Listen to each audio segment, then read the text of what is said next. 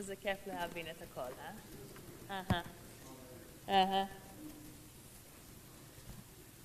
Okay.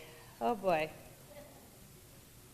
It was a little bit crazy that I promised to write both a bulletin article and a Devar Torah before I flew home Thursday night. I had about 2 hours in the airport to do all those things. Okay. Well, 2 days ago, Thursday morning, I was in Jerusalem. And after that, I went to Tel Aviv. This is just crazy. Like, all the things that I did in a very short amount of time, it's crazy. It's just crazy. All right, but here we go. On Thursday morning, I met a guy named Nisimi. He's a guy who's married with 2 young daughters, and he's had an entire career in food service.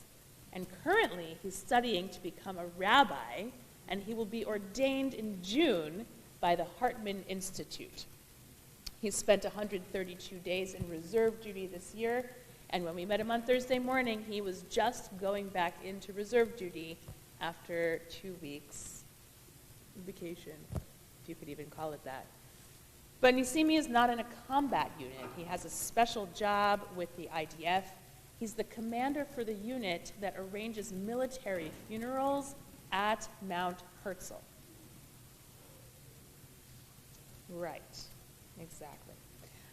Now, already a couple of months ago, since the summer, I've been listening almost every day to an Israeli news podcast called Echad Bayom, I think. Echad Bayom. And they interviewed Nisimi then. So when I got to meet him on Thursday, I was like, wow, I heard a whole interview with him, a couple months ago. Like, this is the real deal. Very cool to meet him, and even more impactful in person. I could write, and maybe I will write, 5 separate blog posts on what I learned from Nisimi. Really smart and compassionate young man. But I'm going to share one thing that he shared with me because, wow, it's really powerful. In Nisimi's Jewish community in Jerusalem, there are 4 families who have lost loved ones in combat in Gaza. During the Shiva, for each one of those, Nisimi felt like he had to do something. And remember, he's a cook and a baker. So he baked them on Friday afternoon, a babka, and he brought it to them during the Shiva. And then he baked another one the following week, and he brought it to them the week after Shiva ended. And then the week after, he brought another one. And for months now, Nisimi has been baking a babka for each of these 4 families and bringing it to their home. Sometimes his wife helps him, sometimes his daughters help him. And when he brings it, sometimes they sit and talk a little bit with the recipients, and sometimes no words are necessary at all. But the message is crystal clear, right? I care about you. I care about you, even after the Shiva has ended. I see you, and I'm here for you. Now, I've taught this lesson for over a decade, that it's important to call and text and visit and check on people after Shiva has ended, right? Because their homes are full, our homes are full during Shiva, and when that ends, that's when it really hits us, right? So it's not like a new thing. It's important to check on people even after the Shloshim, because that's when the mourning continues. But as soon as I heard Nisimi share this piece of advice and this practice that he has, it hit me. That's why I went to Israel, right? That's what I was doing there. The Shiva may be over, but the people are still suffering. And I wanted Israelis to know that I care, that we care. And so that's what I did. And we were told multiple times a day by each person that we met, really incredible individuals, we are so glad that you're here. It means so much to us that you made the effort to come. Mission accomplished. The thing is, there's so much more to Israel right now, and so I've decided to focus today on the stories that provided me, and I hope will provide you with serious inspiration. Obviously, there's a lot of very heavy things that I got to witness there, and you know a lot of them, but probably not in as much detail as I gleaned over this last week. I decided that I'm going to share those in writing, in blog posts, and we'll share them on our shul website and on social media, and you can feel free to read those and share them with whoever you would like. And I have pictures to go along with almost all of those things. I also brought you pictures today. But today I want to stick with the resilience and the hope and the bravery. So the first picture that I forgot to show you the picture of Nisimi. I already missed my first cue. We met him, of course, at Har Herzl.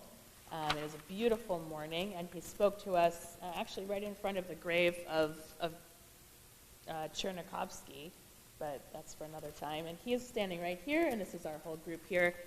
All of these pictures, I know you can't see them very clearly. I'll leave them right here, and you can take a look at them after the service. The next person I want to tell you about is Dani Miran. He's the guy sitting here. Beautiful, shiny, bald head and long, white beard. He lives with his wife in the north, in the Chula Valley. These days, he can be found at Kikar HaChatuvim, known in English as Hostages Square in Tel Aviv.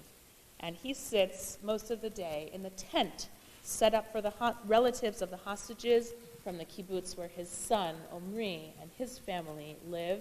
I think it was kibbutz Nir Oz, I didn't remember. And around the tent are pictures of the hostages. And I took a lot of those pictures too, including pictures of the ones that we hold so close in our hearts here. Now, Dani is willing to talk to any individuals or groups who walk into the tent and who sit down about his son, Omri, who was kidnapped from his home on October 7th. Again, I'll share more about Omri and what happened to him in a blog post. But today we're going to talk about Dani. Dani has completely devoted this period of his life to living in this tent. Right? The Chula Valley is not close to Tel Aviv, and he has made his home right there in Kikar HaChatuvim, working on behalf of his son and of all the hostages to bring them home. We met with him for a total of 10 minutes. We got him just before he had to rush off to meet with the American ambassador. So that's the level he's working at here. And last month he also traveled with a group of other hostage families to The Hague in response to the claim made by South Africa of genocide against Israel. Now, obviously, Dani's worried about his son. He doesn't know if he's eating. If he's eating, how much is he eating? Has he had a shower in 146 days? I don't know. Is there even a bed for him to sleep on? Not a clue. Not a clue. But you know what Dani says, and this is striking. Thank God that his son was alive to even be taken hostage. That's what he has to say. At least that way, there's hope. And like everyone at Hostage Square at Kikar HaChatuvim, Dani deeply believes that all of these hostages are alive and that they will absolutely come home to their families. That's both very challenging and very inspiring to hear. And I walked away from that meeting with him trying to muster as much faith as he has. Put that over here. I'm going to tell you now about Ronen, easily the most inspiring person that we met. Here's a picture of Ronen. I'll tell you about the organization that he runs, but there's an entire photo display in the lobby of it, so he was showing off pictures of some of the work that they've done. I have to say, I think Ronen would make an incredible Prime Minister of Israel. So, if you have anything to do with that, let's put him on the ballot. Ronen is 60 years old. He's a retired Navy submarine commander. And when he finished his reserve duty service 20 years ago, he founded a Navy alumni group and invited all of his friends from the Navy to join. And they did. Last year, things got highly political in Israel, of course. And so he used this organization he had founded that was full of all of his friends to start organizing protests against the judicial reform. Early on in that protest movement, he was approached by at least one other group. The one he told us about was called Achim LaNeshek, in English, Brothers in Arms. about folding their work together, right? Not trying to do the same thing from different places, but trying to network together. And in all, they ended up creating a humongous, loosely organized network of people who they could just call on with a WhatsApp message, a couple of WhatsApp messages, to show up whenever there was a protest. And you know that every night in Jerusalem and every night in Tel Aviv and every Saturday night in all the cities throughout the country, people showed up in the hundreds and the thousands and the tens of thousands and sometimes in the hundreds of thousands to speak their mind against the judicial overhaul. October 7th changed a lot of things for Ronen. He was on vacation in Athens with his youngest daughter, Yael, and of course he started hearing the news. Every Israeli has the Tzeva Adom app on their phone, so they know exactly when there's a rocket and a siren. And so he started seeing there's a lot of Tzeva Adom happening on his phone. So he turned on the TV, and it took a while, like it did for everybody, to begin to understand the depth and the breadth of what was happening there. But by the end of the day, he was already in touch with his entire network and asked them to start bringing items. Let's start organizing the items, right? And people were just bringing huge boxes and bags, just in droves. And at first, I can't remember where they first set up shop. We met him on the border of Tel Aviv and Herzliya, where they've now taken over some office building, an entire floor of an office building, where they have organized all of these items. Let me show you a couple pictures. These are not pictures of the items. They're pictures of the photo display in the lobby from when they organized the items. So here you can see it's just like it's a warehouse. They're organizing here toys for children. And here they organized all the different brands of formula for babies.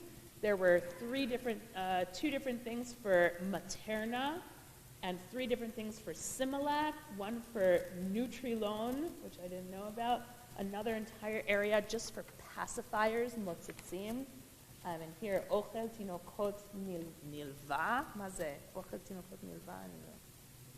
Nilva? I don't know. I didn't ask him what that was. Baby food. Okay, lo mishane. But like, it was to that level that they collected and organized this stuff. And of course, they then had to figure out how much of each thing they had and what sizes the clothing they had. They organized sizes of kids' clothing. And then they figured out where was there a need, and they brought the stuff to everyone who needed it. Now, I forgot to say that Sunday morning, October 8th, they got on a Zoom call with all the leaders of the different parts of this network, and they resolved 3 main principles. Number 1, they would do everything in their power to support the war effort and ensure that the IDF is able to win. Number 2,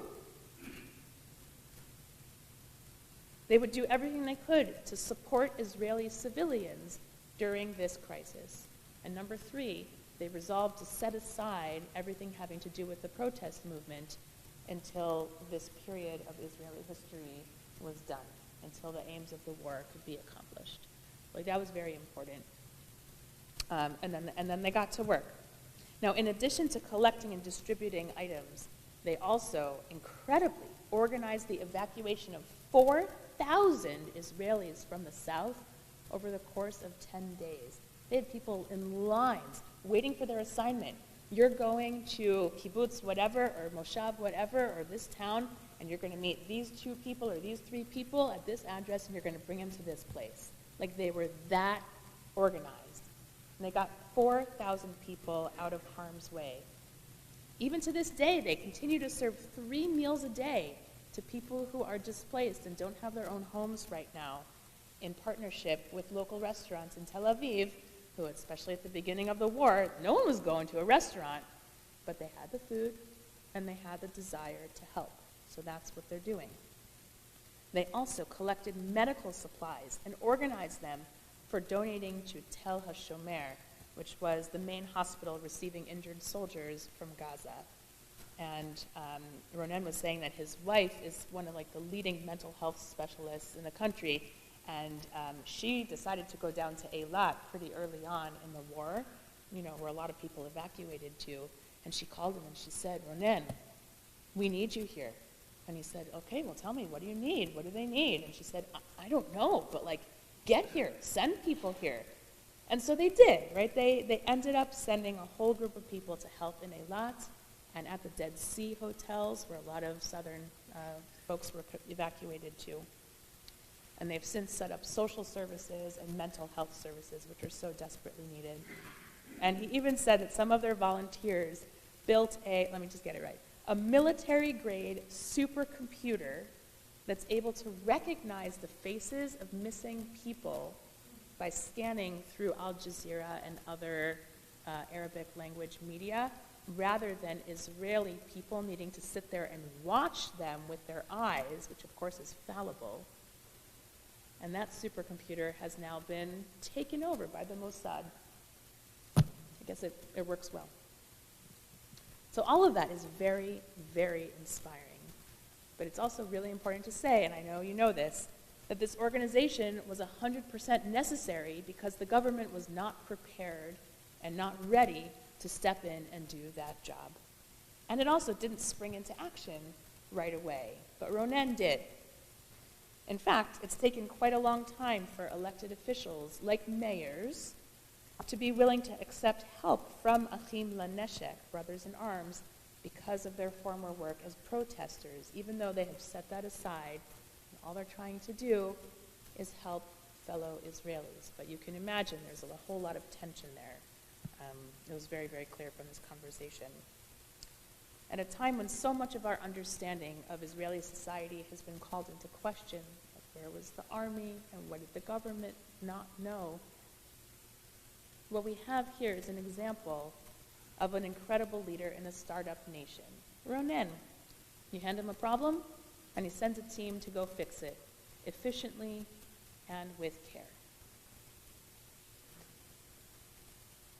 I also want to show you my duffel, right? You guys know there was that huge pile in the social hall, so I ordered a huge duffel. Danielle helped me pack it up last Sunday morning.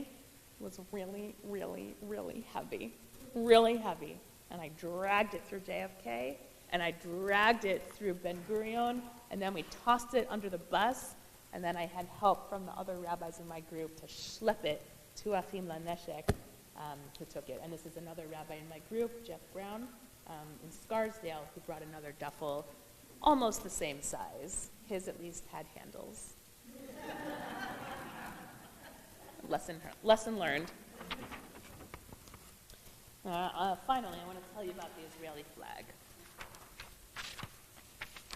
Okay, I don't know if you can see, I snapped this picture on Agron Street in Jerusalem with flags lining the street.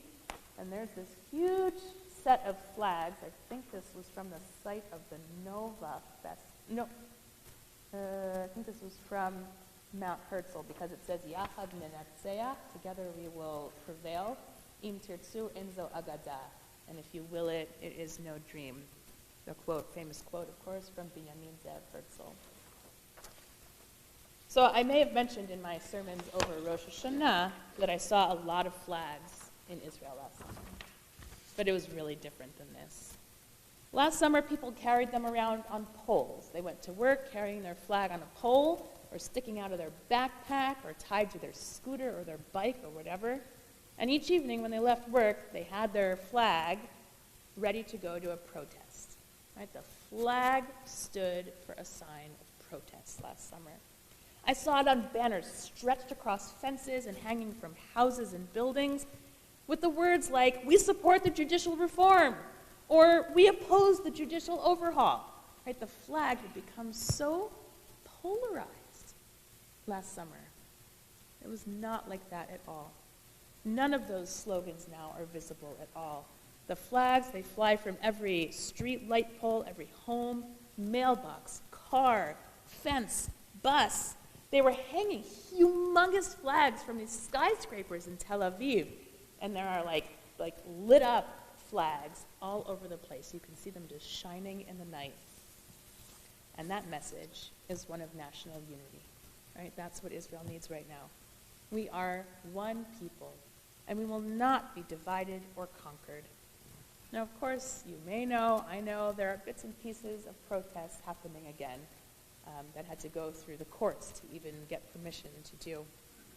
But nobody, no Israeli, is planning at all to jeopardize the ultimate and necessary goals of this war. And you know them. They're going to destroy Hamas, and they're going to bring home the remaining 134 members of the Israeli family. It is sad, and it's beautiful, and it's inspiring. The airport is not as full as I'm used to. No, אני עוד לא סיימתי. לכו לברברה. באמת? אני עוד לא סיימתי. לכו לברברה, בבקשה. But I want to make sure you know that I ran into a very important person there. And in Jerusalem, I arranged to meet with another very important person. You know who this is? That's Sam McDonald. He told me you were going to say that. I love his hair. But he's going to run the Jerusalem Marathon, so he says he needs to have it a little shorter for that. This was a very special part of my time in Israel. So the airport wasn't as full as I'm used to. Didn't have to wait for security, didn't have to wait for customs, nothing. Very quick. You didn't even have to wait for the bathroom. There even didn't seem to be as many people as I'm used to walking around on the streets. But in the center of the country, where I spent quite a bit of time, Jerusalem and Tel Aviv, life is just itching to move on, to be lived. Children are there playing and laughing, even the ones evacuated from the south and from the north. Babies are being born, and they're bringing smiles to everyone around them. Israel is alive, and one day it will be well again. In our parasha, Ki Tisa, as an enraged Moshe smashes the original tablets of the Ten Commandments, but rather leave them aside and let them just live for eternity in the desert, God commands that they always be carried in the Aron HaKodesh, in the Ark, along with the new complete tablets. The way that the rabbis say this is luchot v'shivrei luchot munachim ba'aron. The whole and the broken tablets sit together in the Ark. And I think that's how Israel is just going to be. Actually, that's how Israel has always been, right? Luchot v'shivrei luchot munachim ba'aron. We always have carried with us tremendous horror and struggle from the Shoah to the 1948 war and the 67 war and the 73 war and 2 intifadas and more recent wars with Hamas. Israelis live so hard because they know exactly how precious life is. And that will be the case now too. And our job, friends, it's like Nisimi said on Thursday morning, to show up and to care, maybe with a babka in hand, even after the Shiva ends. Shabbat Shalom. Same to you. Maybe one of these days I'll take a nap. Yeah. But I'm really glad that Judy was able to go. And over lunch, if you want to share some of the things that you witnessed, Judy, you're welcome to. If you want to write a blog post, happy for that. And I'm really, really pleased that Sharon and Stephanie Gordon from our shul leadership are going to be going on the Federation mission in a couple of weeks. And you'll have the chance to speak with us too.